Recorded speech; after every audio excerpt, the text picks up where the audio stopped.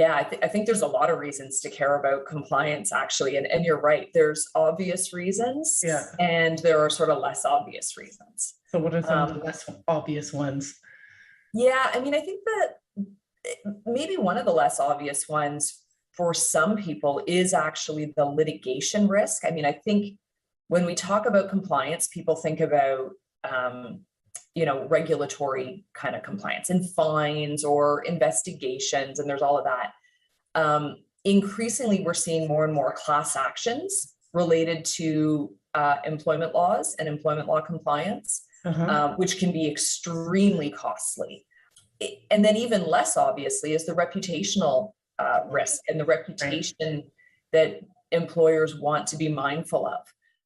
I think as everyone in HR is well aware of right now, we're sort of going through the great resignation as it's being called, and there are real issues across the board retaining talent. And I think, it's an issue for everybody. It's particularly been heightened in the nonprofit sector.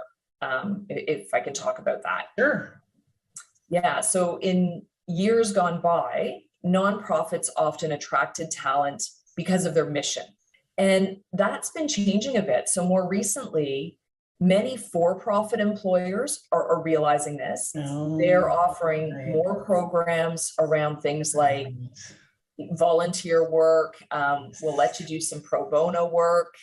And that has really impacted the nonprofit sector's ability to attract and retain talent. Because now those employees are able to get both, the better salary and benefits that come in the for-profit world, the ability to do good work, things that are meaningful to them.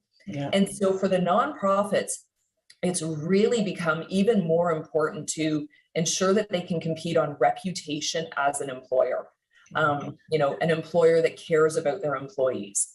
And number one, that means making sure that they are in compliance with their employment law obligations.